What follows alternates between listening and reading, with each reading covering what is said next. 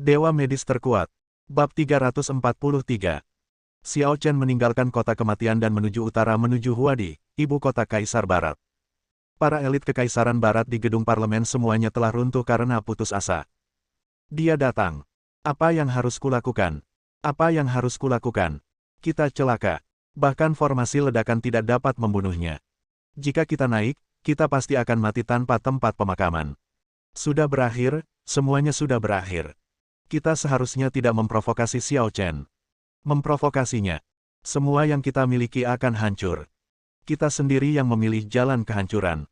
Orang-orang sangatlah pesimis. Kekuatan Xiao Chen benar-benar tak pernah terdengar. Pada saat ini, bahkan Tuan Te yang biasanya tenang, tidak dapat menahan diri untuk tidak menjadi pucat dan keringat membasahi dahinya. Sialan.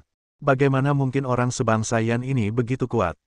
Cepat, kirim seseorang untuk memberitahu Pantheon dan minta mereka untuk bertindak. Mereka harus bertindak. Juga, biarkan Cap dan para tetua Kekaisaran Barat lainnya maju. Kita tidak boleh membiarkan orang sebangsa Yan itu datang. Begitu perintah dikeluarkan, semua orang segera melaksanakannya. Kecepatan terbang Xiao Chen luar biasa dan sangat cepat. Dalam sekejap mata, dia sudah melintasi sepertiga jarak. Namun, pada saat ini, sebuah sosok tiba-tiba muncul di depan, berdiri dengan gagah di antara awan. Sosok ini sangat kuat, tubuhnya besar sekali, tingginya 2 meter, dan seluruh tubuhnya dipenuhi otot. Xiao Chen perlahan berhenti, menyipitkan matanya, dan menatap tubuhnya. Tubuh menjadi dewa. Itu menarik. Dia tidak mempraktikkan teknik energi spiritual apapun, tetapi memasukkan energi spiritual ke dalam tubuh, memungkinkan tubuh mencapai batasnya dan terus berkembang. Di negara Yan, ini dapat dianggap sebagai pelatihan fisik. Pihak lain memiliki ekspresi arogan di wajahnya, menatap Xiao Chen dengan mata setajam obor. Aku tidak menyangka kau bisa melihat latihanku. Aku sangat ahli dalam hal itu. Tapi meskipun begitu, hidupmu berakhir di sini. Xiao Chen memiringkan kepalanya sedikit, dengan sedikit keraguan di matanya. Penggarap tubuh memang sangat kuat, tetapi kamu ingin menghentikanku. Tidakkah kamu terlalu memikirkan dirimu sendiri? Pihak lain tersenyum santai dan mengeluarkan sebotol suntikan emas dari sakunya. Semua obat Kaisar Barat sebenarnya dibuat dengan memurnikan dan menetralkan darah naga kuno ini. Karena tidak ada manusia yang dapat menahan energi kuat dalam darah naga. Namun begitu seseorang dapat menahannya dan langsung menyuntikkan darah naga, kekuatannya pasti akan luar biasa. Sayangnya, ada satu tepat di depan Anda. Ingat namaku, Monkey Gap. Pria terkuat di Kekaisaran Barat. Dewa dalam wujud manusia. Karena nama ini akan mengirimmu ke neraka. Kemudian, dia langsung menyuntikkan botol darah naga ke tubuhnya. Ketika darah naga disuntikkan ke dalam tubuhnya, dia mengeluarkan suara gemuruh yang dahsyat ke arah langit. Suaranya bagaikan oman naga, yang langsung mengguncang seluruh langit. Dan tubuhnya mulai mengembang dan menjadi lebih megah dan spektakuler. Yang lebih mengerikan adalah beberapa sisik naga berwarna coklat mulai tumbuh di seluruh kulitnya, memancarkan cahaya yang menggetarkan jantung di bawah sinar matahari. Mati.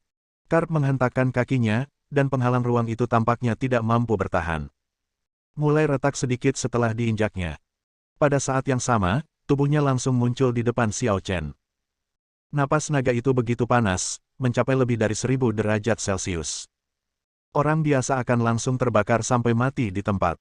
Bahkan Kaisar bela diri pun tidak dapat menahan panas dalam napasnya. Mata Gap telah berubah menjadi pupil vertikal. Anehnya, ada rasa penindasan yang memandang rendah dunia dan menekan segalanya. Tetapi pada saat ini, Xiao Chen juga mengambil tindakan. Pukulan yang sama dilontarkan, tetapi tidak ada fenomena aneh yang terjadi di sisi Xiao Chen. Gap menggunakan darah naga untuk menciptakan gelombang energi spiritual dalam tubuhnya. Meskipun ia seorang kultivator fisik, ia masih menggunakan energi spiritual dalam pertempuran. Tapi Xiao Chen berbeda. Xiao Chen hanya menggunakan kekuatan fisiknya sendiri secara langsung. Dia tidak menggunakan sedikit pun energi spiritual. Dasar orang bodoh yang cari mati. Ekspresi jijik tak dapat dipungkiri terlihat pada pupil vertikal Karp. Jika kau berani melawan tubuh naga aslinya dengan tinju murni, hasil pertarungan ini sudah ditentukan. Xiao Chen harus mati. Karena tubuh naga sungguhan juga dapat meredam susunan ledakan. Keunggulan Xiao Chen seharusnya terhapus sepenuhnya di hadapan Gap. Namun, tidak seorang pun menyangka bahwa saat tinjunya bersentuhan dengan tinju Xiao Chen, dia tiba-tiba kehilangan kesadaran. Sisik naga di lengannya, termasuk di bahunya, hancur dalam sekejap. Dan dalam sekejap, semua lengannya meledak menjadi kabut berdarah dan lenyap tanpa jejak. Pukulan Xiao Chen tidak melambat, dan dia menghantam langsung ke dadanya. Fiuh. Dengan suara tumpul, Xiao Chen menembus dadanya dan memecahkan masalah jantungnya yang berdetak kencang. Kultivator tubuh terkuat di Kekaisaran Barat, Gap, terbunuh dalam satu gerakan. Dia bertanya dengan bingung. Kenapa begini? Tubuhku jelas sudah diperkuat. Aku menyuntikkan sebotol darah naga. Kenapa kau masih bisa membunuhku dengan mudah? Xiao Chen menarik tinjunya dan terus bergerak maju. Saya menggunakan naga asli untuk memanggang tusuk sate. Apakah menurutmu sebotol darah naga yang tidak murni dapat menghentikanku? Ini konyol. Mendengar kata-kata ini, Karp sepertinya tiba-tiba mengerti sesuatu. Dia terkekeh dan menggelengkan kepalanya. Aku adalah Kaisar Barat, dan aku tidak akan rugi jika kalah darimu. Lalu, tubuhnya jatuh, dan Cap terkubur. Xiao Chen terus bergerak maju, mengalahkan semua musuh di sepanjang jalan. Pada akhirnya, seluruh orang Kaisar Barat sudah melarikan diri. Tidak ada satupun prajurit yang berani memprovokasi Xiao Chen. Ini bukan lagi pertanyaan apakah Anda mencintai Kaisar Barat atau tidak, ini pertanyaan apakah Anda dapat bertahan hidup. Adapun Kaisar Barat, dia bisa bertahan hidup dan dicintai orang lain. Hanya dalam beberapa menit, para tetua dari 7 keluarga besar, termasuk Douglas, Thomas, Khan, Durrance, Monkey, Welinmus, dan Wilson, bertempur satu demi satu. Namun pada akhirnya, mereka tetap bukan tandingan Xiao Chen, dan dibunuh satu persatu oleh Xiao Chen, tak seorang pun yang tersisa hidup. Semua penguasa Kaisar Barat terbunuh hanya dalam 2 jam, dan tidak ada seorang pun yang selamat. Seluruh Kekaisaran Barat telah jatuh. Jatuh di bawah kuku besi Xiao Chen. Selama ratusan tahun sejak didirikan, ia telah mencapai kesuksesan luar biasa. Kaisar Barat berdiri dengan gagah di puncak Barat dan merupakan yang tertinggi di dunia. Itu menarik perhatian seluruh dunia.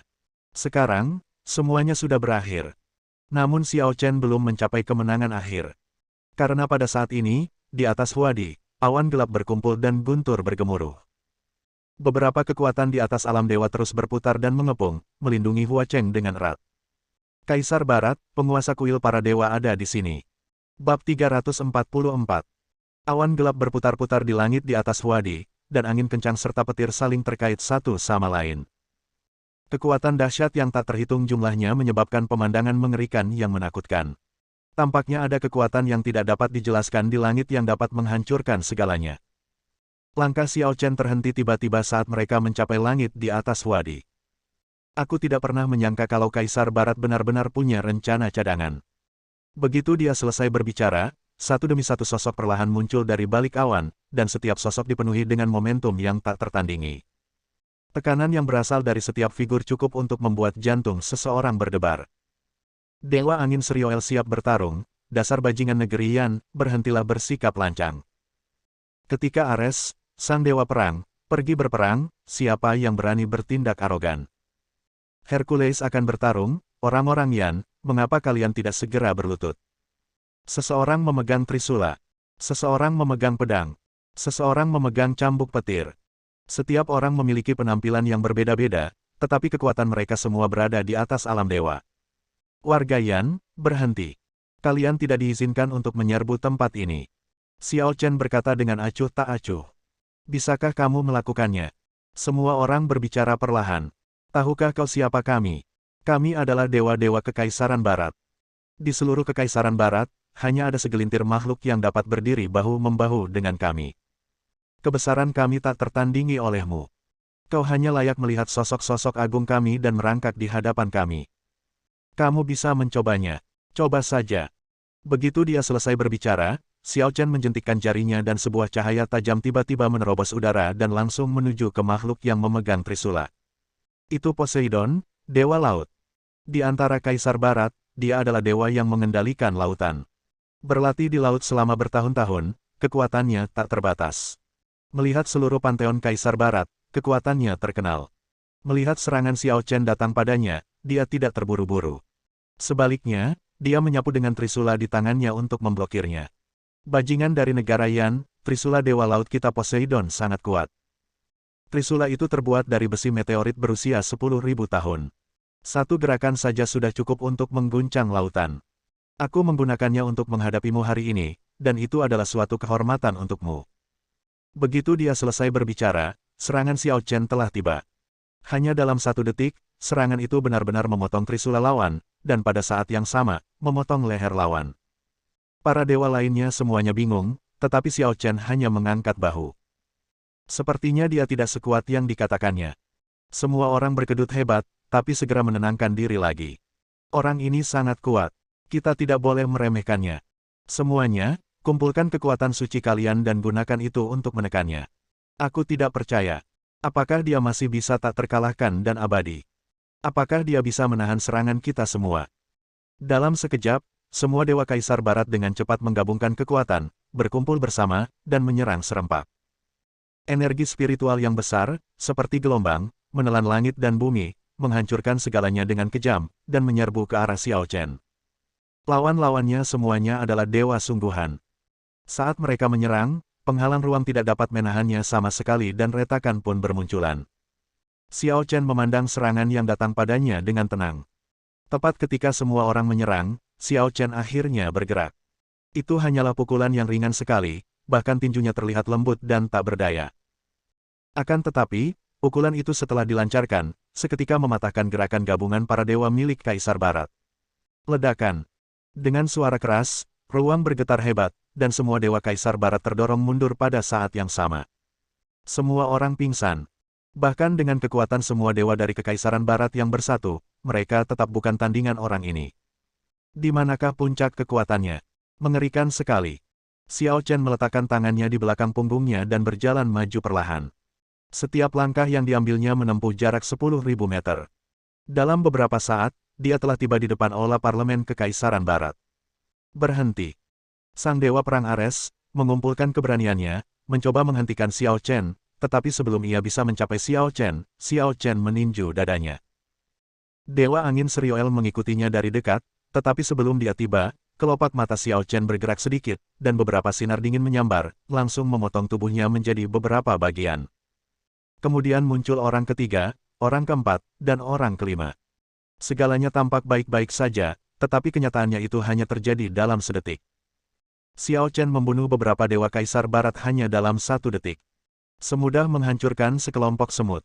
Lalat kecil, jangan datang ke sini untuk mencari kematian. Sambil berkata demikian, dia menyingkirkan tinjunya, dan Ares pun terjatuh dengan keras ke tanah, pupil matanya membesar dan tatapan matanya tumpul. Sama seperti Serio dan lainnya. Tindakan ini membuat para dewa Kaisar Barat lainnya gemetar hebat, dan tidak ada seorang pun yang berani maju untuk menghentikan Xiao Chen. Tidak seorang pun tahu apa yang akan dilakukan Xiao Chen. Tetapi mereka semua tahu bahwa gerakan apapun yang dilakukan Xiao Chen pasti cukup untuk membunuh mereka. Keputusasaan dan depresi yang mendalam membuat semua dewa Kaisar Barat terdiam bagaikan domba yang ketakutan. Akhirnya, Xiao Chen tiba di pintu aula. Dengan lambaian tangannya yang kecil, pintu besi aula itu hancur berkeping-keping dan menembus dinding seberangnya. Xiao Chen berjalan perlahan ke dalam ruangan. Ketika para elit Kaisar Barat di seluruh aula melihatnya, mereka semua ketakutan dan kaki mereka gemetar. Tidak seorang pun berani bicara banyak. Xiao Chen datang di depan salah satu dari mereka dan tersenyum acuh tak acuh. Elegan dan penuh sikap sopan. Bagaikan seorang kaisar yang berjalan-jalan di taman belakang rumahnya, santai dan tenang. Bisakah kamu memberiku bangku? Pihak lainnya tertegun sejenak, lalu mengangguk cepat dan memberikan bangku itu kepada Xiao Chen. Omong kosong, dia pikir dia siapa? Bahkan banyak master kaisar bela diri dari Kaisar Barat dan orang-orang dari kuil para dewa pun lumpuh. Jika dia tidak berani menyerahkan tahtanya, bukankah dia akan mencari masalah? Xiao Chen duduk di kursinya, dan mata semua orang mengikutinya saat dia duduk, dengan jantung mereka berdetak kencang. Mereka tahu bahwa Xiao Chen akan menyelesaikan masalah dengan mereka. Siapa yang punya ide untuk menipuku di sini? Itu hanya kalimat sederhana, tetapi sangat menakutkan. Begitu kata-kata itu keluar, mata semua orang tertuju pada seorang lelaki tua. Orang tua itu menggigil hebat, lalu menggertakkan giginya. Aku berhasil. Memangnya kenapa? Aku kan musuhmu sebelumnya, jadi tidak ada salahnya kan kalau aku melakukan ini. Xiao Chen mengangguk. Kau memberi nasihat pada negaramu, tidak ada yang salah dengan itu. Tapi sekarang, kurasa kau tidak bahagia. Aku akan menyeretmu dan memukulmu sampai mati. Begitu dia selesai berbicara, dua vampir berpakaian jas yang bersembunyi di antara kerumunan segera berdiri dan membawanya pergi. Orang tua ini punya ide buruk dan membunuh banyak rekan Xiao Chen. Benar-benar mustahil bagi Xiao Chen untuk tidak melunasi hutangnya kepadanya. Bersambung.